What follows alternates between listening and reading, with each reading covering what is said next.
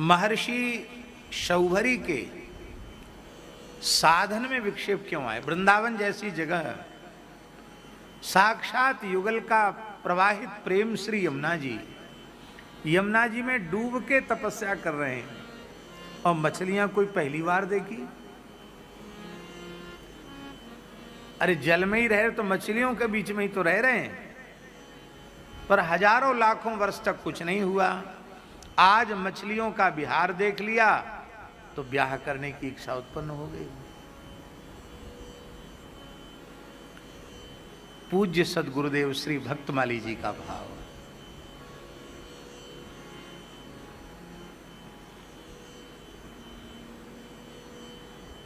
महर्षि शौभरी से भगवान के अत्यंत प्राण प्रिय पार्षद श्री गरुड़ जी का तिरस्कार हो गया।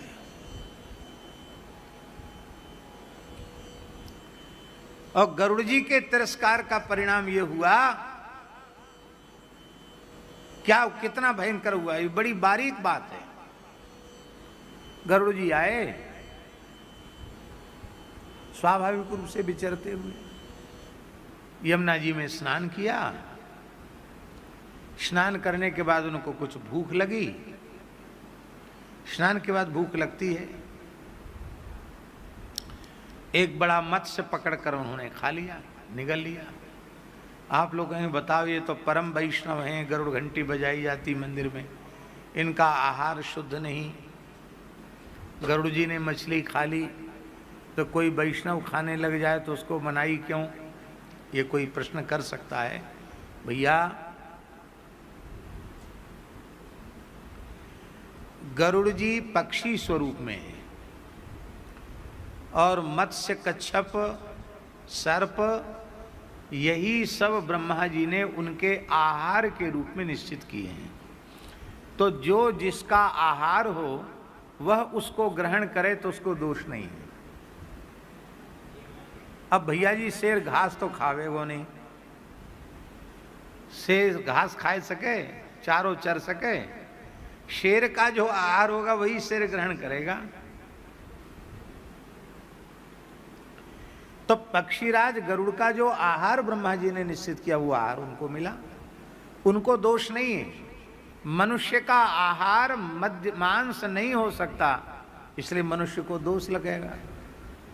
वैष्णव के तो लिए तो स्वप्न में भी ये बात सोचनी नहीं चाहिए, क्योंकि जो वस्तु भगवान को भोग नहीं लग सकती भला वैष्णव उसे कैसे ग्रहण करेगा? कल ही आपने सुना, अनिवेदित वस्तु ग्रहण नहीं करनी चाहिए। तो गरुड़ जी ने तो स्वाभाविक रूप से मत्स्य पकड़ा, खा लिया। अब उस मत्स्य की पत्नियां रोने गाने लगीं। सिद्ध संतों को पशु पक्षियों की आवाज, उनकी भाषा समझ में आ जाती है। उनको रोते हुए देख करके शौभरी के मन में करुणा उत्पन्न हुई और उन्होंने कहा, निश्चिंत हो जाओ, हम तुमको निर्भय कर देते हैं। आज के बाद गरुड़ जी यदि यहां आवेंगे तो उनके मस्तक के 100 टुकड़े हो जाएंगे।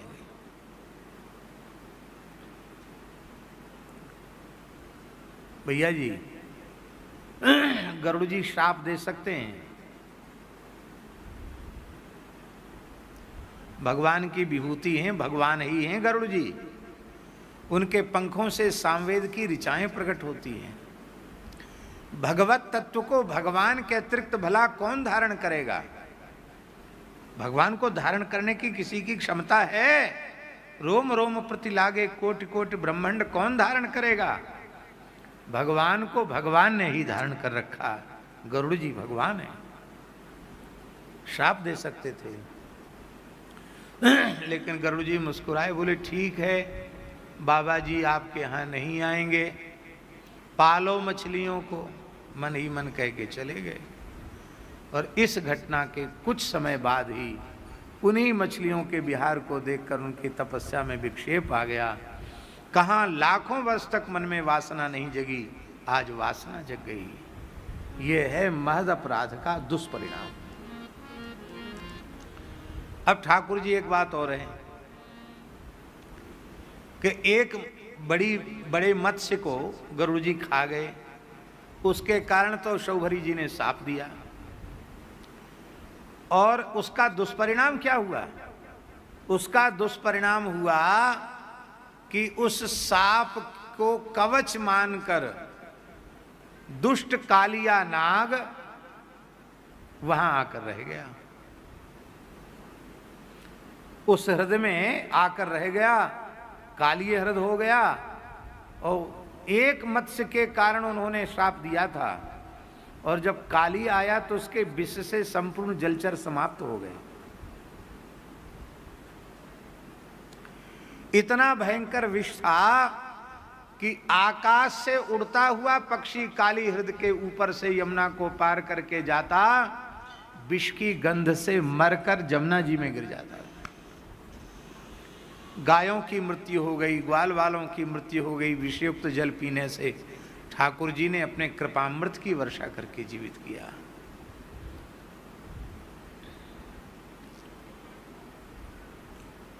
तो जिस हिंसा को देखकर उन्होंने श्राप दिया था, वो हिंसा समाप्त हुई?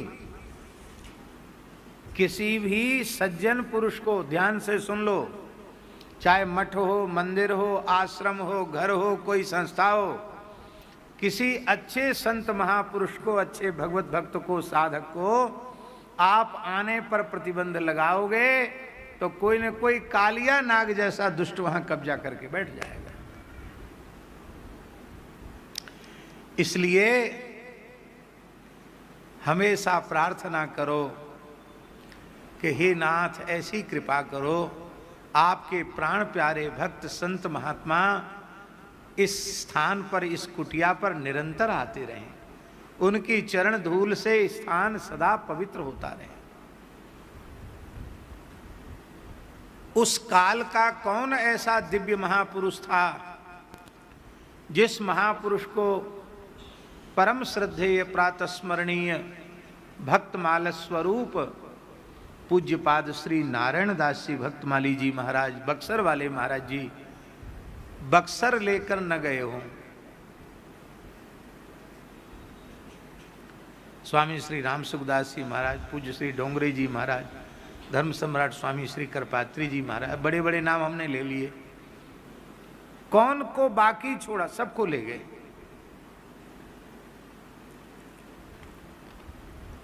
और उनकी जो संतों के प्रति प्रीति, उसी का यह दिव्य परिणाम है कि आज तक संत महात्मा अपने आप पहुंचते हैं, बिना बुलाए भी वहां पहुंचते हैं।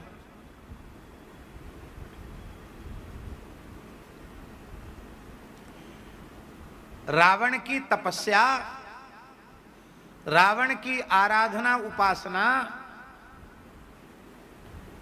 राक्षसों के वैभव का, लंका के वैभव का कारण नहीं थी। विभीषण जैसे साधक वहां निवास करते थे, भक्त निवास करते थे, उसका यह परिणाम था। और जब उस भक्त को वहां से निकाल दिया गया तो रावण जब वहीं विभीषण त्यागा, अभी लंका ज्यों की त्यों है, लेकिन भयउ विभव बिन तबहि अभागा, वैभव के रहते हुए वो वैभव से रहित हो गया। और अब तक भाग्यशाली था क्योंकि एक भक्त का आश्रय था, आज भक्त को निकालकर वो अभागी हो गया। अस कही चला विभीषण जबहि, आयुहीन भय सब तबहि, आयुहीन भय सब तबहि।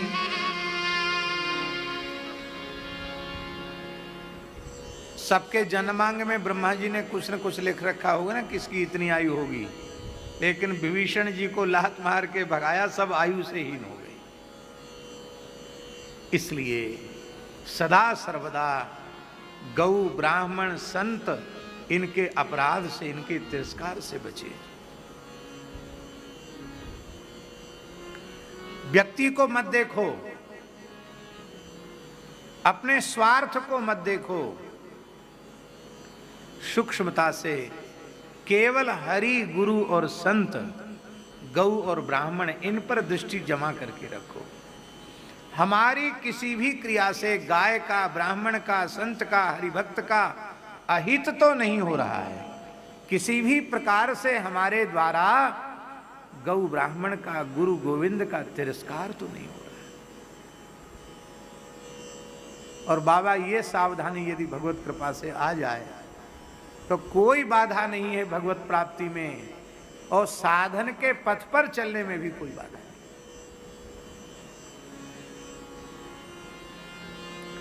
परम पूज्य श्री वेणुविनोद कुंज वाले महाराज जी खोज खोज कर संतों के पास जाते हैं। बाह्य जगत में, वृंदावन में भी लोग उनको नहीं पहचानते, पर कहां कहां संत छिपकर बैठे हैं, भजन कर रहे हैं, उन सब का पता महाराज जी को था। महाराज जी अपने विशिष्ट अंतरंग परिकर को वहां लेकर के जाते थे। अनेक महापुरुष ऐसे थे कि नहीं? ये संतों के व्यवहार से सीखना चाहिए। हाँ। किसी एक महापुरुष के चरणों में रह जाओ, सब संत, सब रसिक, सब महात्मा एक ही जगह मिल जाएंगे। क्योंकि जैसा व्यसनियों का व्यसनियों से प्रेम होता है, ऐसे ही भगवान के प्राण प्यारे संतों का संतों से प्रेम होता है। वो जहां जाएंगे वहां वो अपने आप आ जाएंगे। तो इसमें महर्षि शौभरी के साधन में जो विक्षेप आया है, उसका मूल कारण, ये बड़ी सूक्ष्म बात है, ये मूल कारण है कि उनसे गरुड़ जी का अपराध बन गया।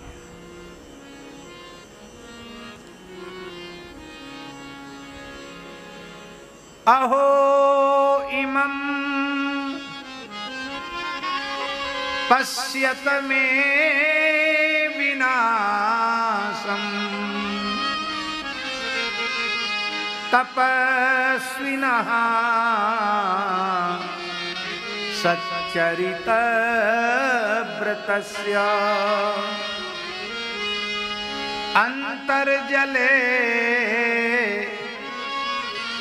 बारिचर प्रसंगात् पृच्छ्यावितं ब्रह्मचिरं धृतं यत्। हाय हाय, मेरे भयंकर विनाश को तो देखो। शौभरी जी कह रहे हैं, अहो इमं पश्यत में विनाशम। ये अहो जो है ना, आश्चर्य में नहीं, यहां अहो कष्ट में है, दुख में है। बड़े दुख की बात है, बड़े कष्ट की बात है। मेरे इस महाविनाश को तो देखो। ये किसको कह रहे हैं? हम सबको कह रहे हैं। हे संतों, हे साधकों, हे महात्माओं, मेरे जैसे महान सच्चरित्र, महान कठोर तपस्वी योगी के इस विनाश को तो देखो। मैं तो बड़ा तपस्वी था, हजारों लाखों वर्ष तक बृहत व्रत, बृहत व्रत किसको कहते हैं? जितने भी व्रत उपवास हैं, उन समस्त व्रतोपवासों में सबसे बड़ा व्रत है बृहद व्रत। बृहद व्रत का अर्थ है ब्रह्मचर्य व्रत। ब्रह्मचर्य व्रत को बृहद व्रत कहा गया। इससे बड़ा व्रत और कोई दूसरा नहीं है। तप्त कृच्छ, चांद्रायण, प्राजापत्य आदि व्रत तो हमने किए ही। सुदीर्घ काल तक सर्वथा अष्टांग मैथुन का त्याग करते हुए अखंड ब्रह्मचर्य का भी पालन किया, और इतना सब किया कराया, सब गुड़ गोबर हो गया। मेरा अधःपतन हो गया, मैं नीचे गिर गया। बड़े दीर्घकाल से मैंने जिस ब्रह्म तेज का संचय किया था, उसे एक क्षण में नष्ट कर दिया।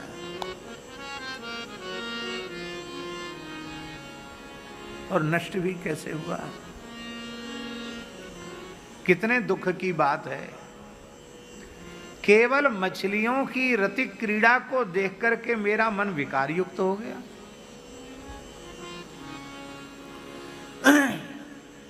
मछली के संसर्ग से वह चिर संचित मेरा ब्रह्म तेज नष्ट हो गया।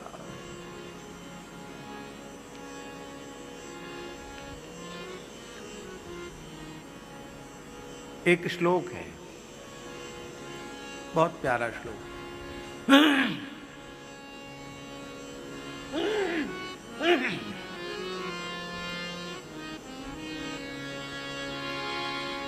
कल जो कोई प्रेमी बढ़िया बुलाए थे ना, क्या नाम, श्रीखंड, तो ठाकुर जी को भोग लगा के हमने कहा आज श्रीखंड ही पाएंगे। वही भगवान की दया से प्रभाव कर रहा है। कल से ही गला चौक है। खट्टी चीज जो है थोड़ा खट्टा भी था,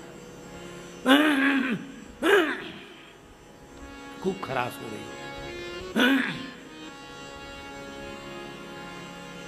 एक बड़ा प्यारा श्लोक है।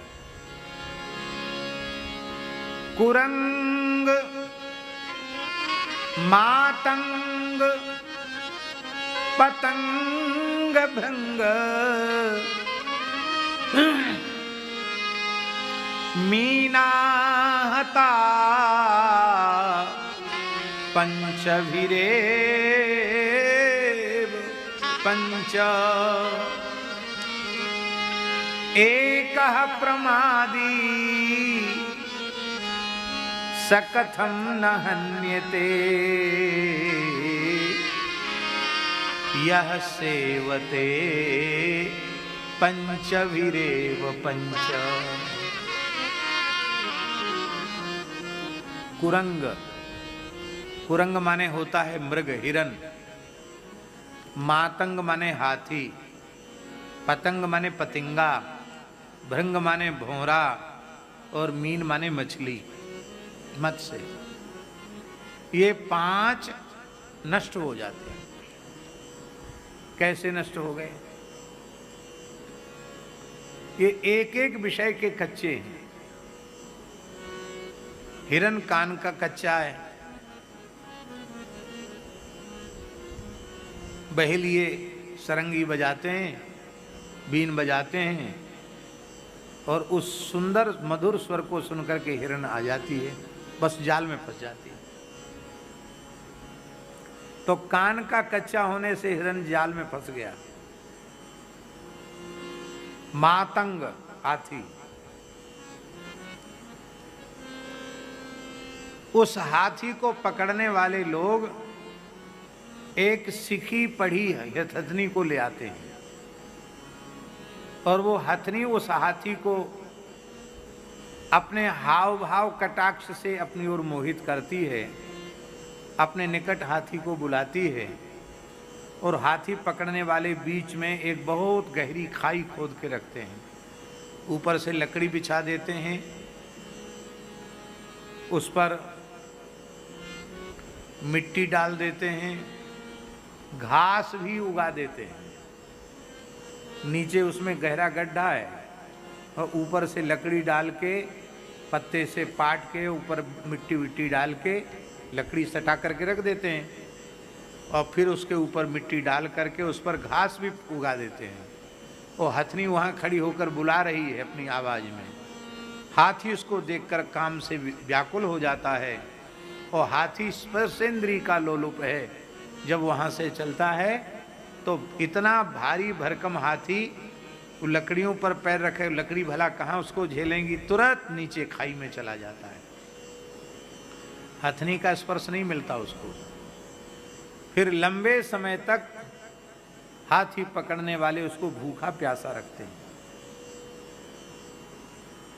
तब अंत में फिर धीरे धीरे थोड़ा थोड़ा आहार देते हैं। दूसरे जंगली हाथी भी उसको बाहर निकाल नहीं पाते हैं, अंत में वो भी आना जाना बंद कर देते हैं। फिर वह हाथी उस महावत के हाथी पकड़ने वाले के बस में हो जाता है। तो कुरंग मातंग, कान का कच्चा होने से हिरन पकड़ा गया, स्पर्श लोलुप होने से हाथी बंधन में आ गया। हर हर महादेव सभी भक्तों को आप सबका मेरे YouTube चैनल राधिका शरणम में स्वागत है। हमने राजेंद्र दास जी महाराज से बहुत ही अद्भुत प्रसंग श्रवण किया, जिसमें एक संत का गरुड़ जी को क्यों श्राप दिया एक संत ने, इसका अद्भुत वर्णन किया गया है। अगर आपको ये वीडियो अच्छा लगा हो तो वीडियो को लाइक कमेंट अवश्य करें। मेरे चैनल को, अगर आप मेरे चैनल में नए हैं तो मेरे चैनल को सब्सक्राइब ज़रूर करें और अगले वीडियो के लिए मेरे चैनल पर बने रहें। धन्यवाद। हर हर महादेव।